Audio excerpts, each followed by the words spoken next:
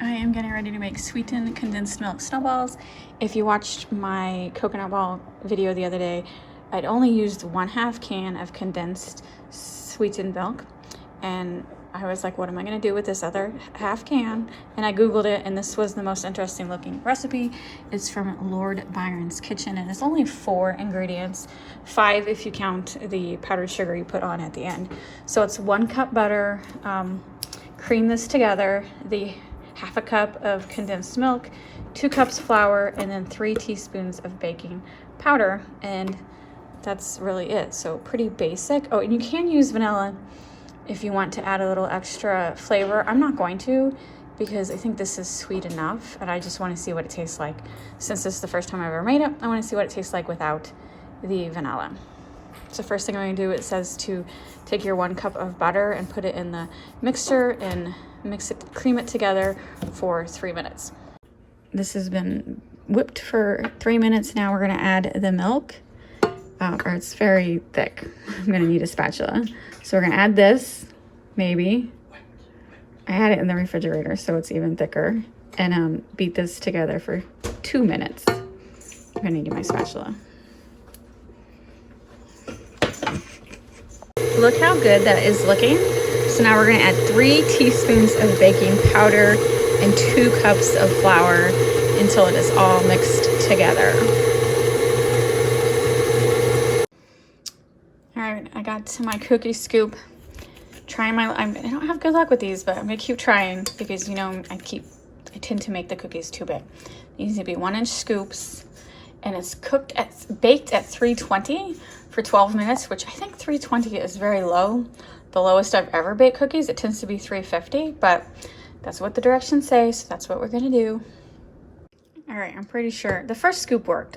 No longer works. So this is be prepared, loud noise. That's how I'm making my balls. Pretty sure that's not how it's supposed to be done, but that's what I'm doing. All right, here we go. 12 minutes in the oven. And I did taste test the dough. There's no eggs in it. I would have taste tested either way because I'm not scared of raw eggs. Anyway, I taste tested it. Kind of bland. Not the best tasting dough I've ever had. I did mention earlier that I could have put vanilla in it. It's one of those extra, whenever you read it, you know, a recipe, sometimes at the end they're like, oh, if you want to change it up, you could do this, or this. So you could add vanilla as an extra. I chose not to the first time. Maybe I should have, because it's definitely not the most flavorful. But we'll see. We'll see. It's just, I taste tested it and I'm not impressed. Not impressed. These are also going to be rolled in powdered sugar, so that will add to the flavor. The recipe says it makes 22 cookies. I portion out the rest of the dough while the first batch is cooking, and so all together I will have 27 cookies when originally it said 22. Maybe I'm making them too small. It's either too small or too big.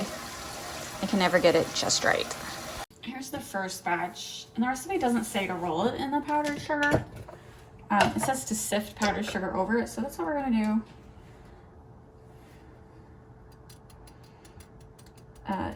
Should I be putting this on a tray? Probably. I'll just wipe my counters down. I realize I'm getting powdered sugar all over my counters, but that's okay.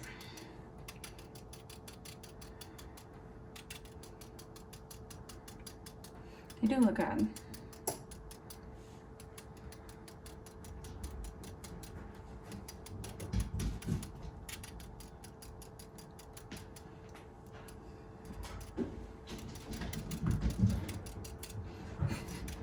Do you hear the stampeding cats in the background?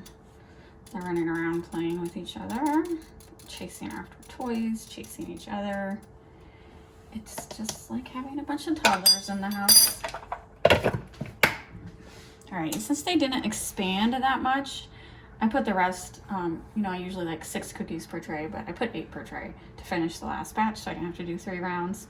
They did fluff up a little, but they didn't expand.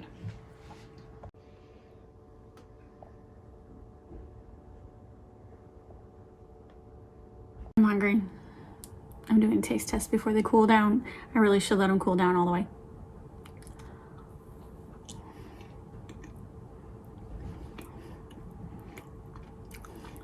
All right. Much better than I expected. Oh my God. They didn't look like they were cooked all the way. For cookies, to check the doneness, I look at the bottom of the cookies. I'm not for sure if that's how it's supposed to be done, but that's what I do. I look at the bottom and decide how dark am I willing to have the bottom. Still a little moist in the middle. I don't like to have a dark bottom on my cookie.